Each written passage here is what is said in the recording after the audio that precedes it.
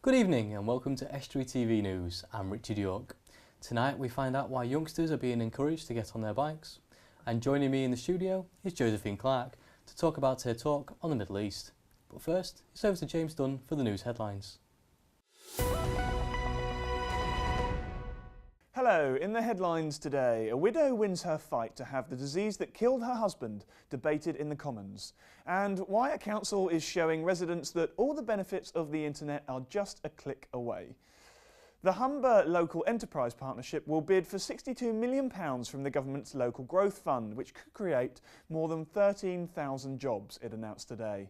It will bid for support for 46 projects, including the electrification of the Hull to Selby line, development of Cleethorpes North Promenade, and a helicopter training base at Humberside Airport.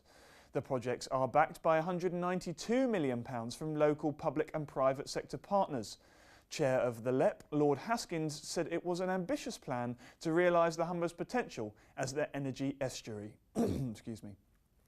An MP who made her name grilling multinational companies over their tax arrangements said a Labour government would take lessons from local authorities in this area. Margaret Hodge is the chair of the government's Public Accounts Committee and made headlines questioning the likes of Starbucks and Amazon and even suggesting people boycott them for avoiding tax. On Friday, she gave a talk at the Grimsby Institute, arranged through local MP Austin Mitchell, who also sits on the committee with her. No stranger to controversy, she told spectators that Serco, who work with North East Lincolnshire, Hull City and Lincolnshire councils, were good at winning contracts but not so good at running services. But she also praised the work of local authorities, which she said have been most deeply damaged by the cuts. Actually, a lot of what we will do in government, if we're successful in 2015, will be from the lessons we've learnt of how Labour councils have managed during this period of Conservative-led government. There's not really much money around after 2015, so how we manage to use the public sector to create equalise life chances is absolutely at the heart of what the Labour project's got to be about. So we've got to learn from the likes of Grimsby Council as to how we can best protect people and best promote equality, even at a time of financial constraint.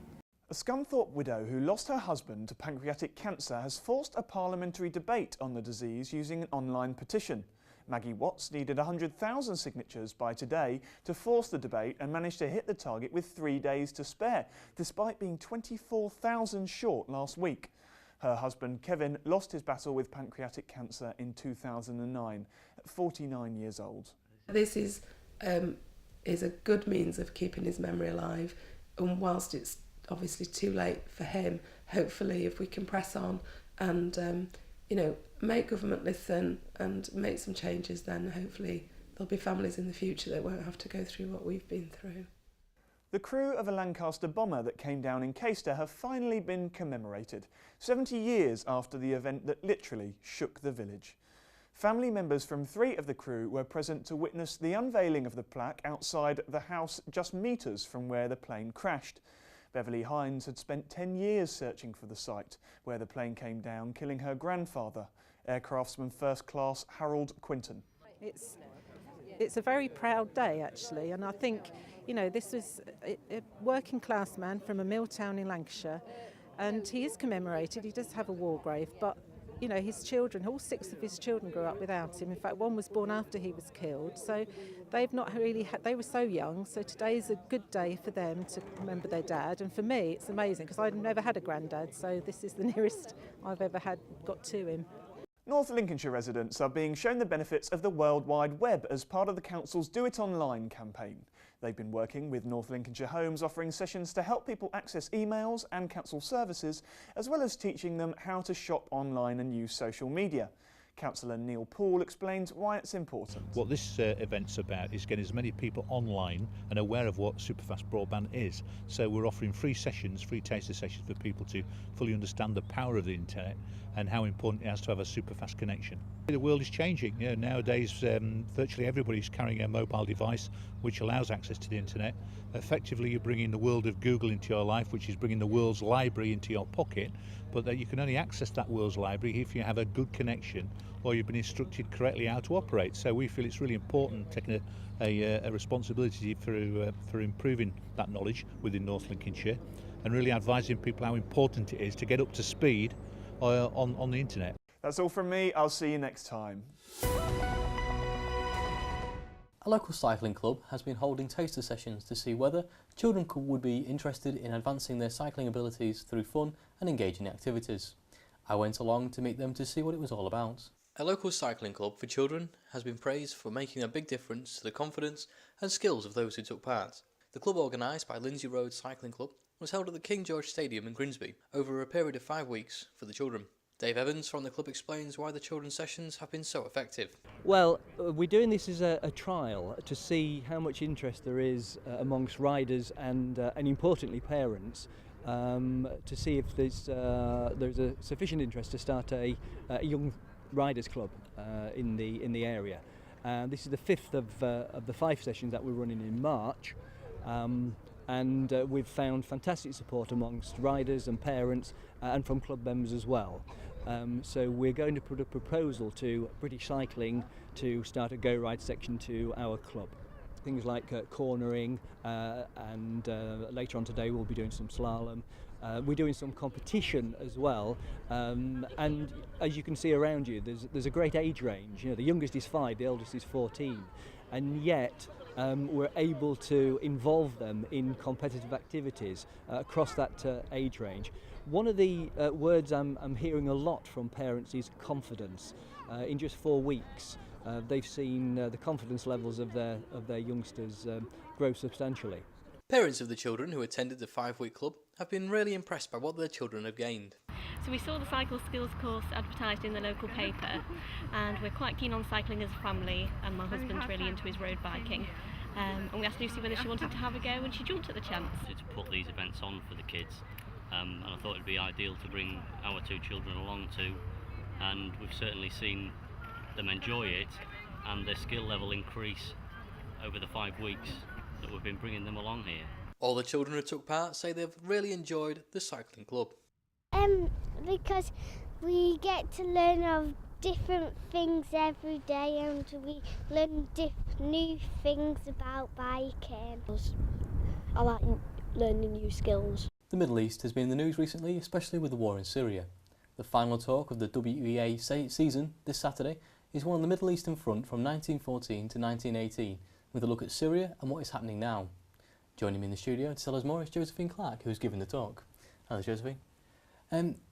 Right, so if you could tell me a little bit briefly then first, what is the WEA and how do they help people? Well, the WEA began in the early 20th century. It was called the Workers' Educational Association, and its aim was then, and still is now, to offer opportunities for education to people who maybe haven't had much access previously.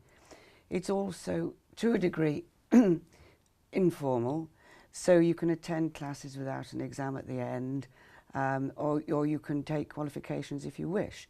So the lovely thing about the WEA, it has a very wide range of the sort of topics it teaches and the format in which they're delivered. Fantastic. So the talk you're giving this Saturday, focusing on that period of time on the Middle Eastern front, why is that such an important topic to discuss now, obviously with the anniversary of the First World War and obviously its current impact? Why have you chosen to discuss that? Well, partly because if we think of the First World War here in England, then we think of the Western Front.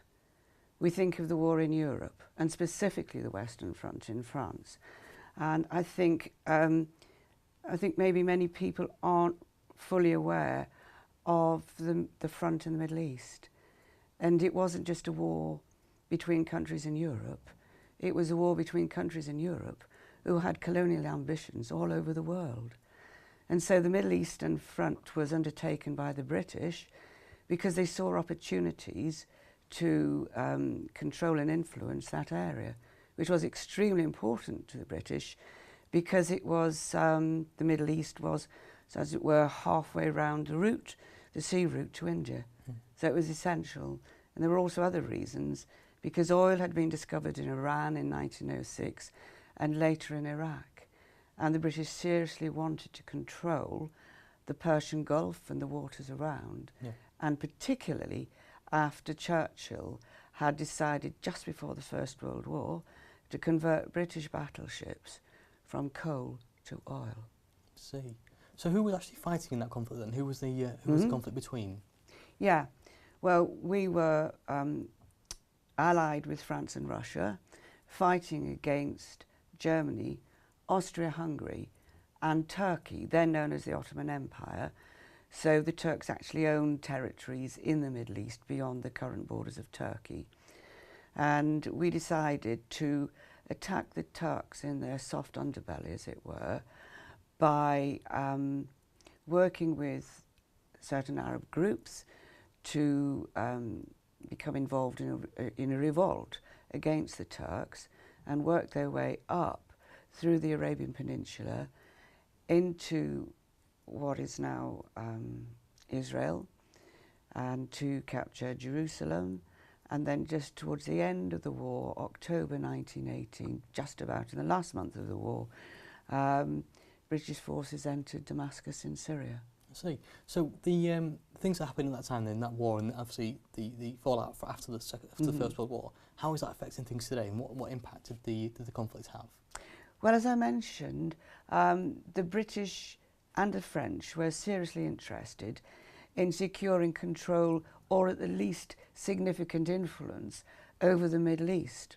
The British, as I've mentioned, for the route to India, as a refuelling place and a stopover, and for the oil.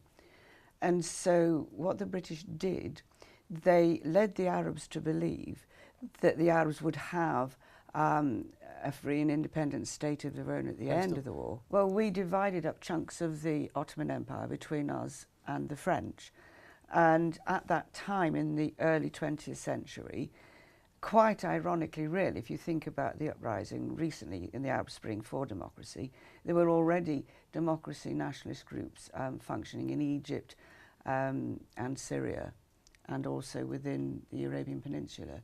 What happened when those states were carved up, they were lines drawn on the map or on the ground by the British and the French, and the British and the French did not allow the Arabs to have the serious and proper independence that they'd wanted. Okay, so I have to stop you there. So it's happening this Saturday. What time is it happening, sorry? It's happening at 2 to 5 at the Central Hall in Duncombe Street. Duncombe Street, fantastic. And now here's a quick look at the sport news. Hull City moved a step closer to securing their Premier League status for another season with a hard-fought 1-0 victory over fellow strugglers Swansea City. A towering header by George Boyd gave the home side 3 valuable points that moves them 9 points clear off the bottom 3 with 5 games left. Scunthorpe United continued their push towards promotion with a 1-0 win against bottom of the table Torquay. A first half penalty by Sam Winall secured the points that extended the Irons' unbeaten run to 25 games. Grimsby Town secured their third 1-0 victory when they beat Kidderminster on Saturday. A brilliant strike from Alex Rodman puts the Mariners into third place of the Skrull Conference with only 5 games remaining. Paulhurst men take on Woking tonight at Blundell Park, aiming to consolidate their third place spot. North Ferriby United were knocked off the top spot of the Skrull North League after drawing 0-0 at Stockport. Ferriby should have won the game given their possession but couldn't find a way past determined Stockport defence. Tonight the villagers travel to lowly Stelbridge Celtic as they aim to regain their top spot. Grimsby Borough lost 2-1 at Knaresborough Town on Saturday despite taking the lead 33 minutes in. However, the home side bounced back with an equaliser just after half-time and went on to grab the winner after 68 minutes. Cleethorpes Town remain top of the Northern Counties Eastern League after their 4-2 win over Selby Town. And finally in rugby, Cleethorpes First went down 17-7 to Worksop on Saturday. Market Raisin and Louth First travelled to Kettering on Saturday and came away with a 26-19 win, and that was the sport news. Well, that brings us to the end of another programme. If you have any stories, then email news@estuary.tv or contact us via Twitter or Facebook pages, or pick up the phone and call 01472 315 561. Until tomorrow, goodbye.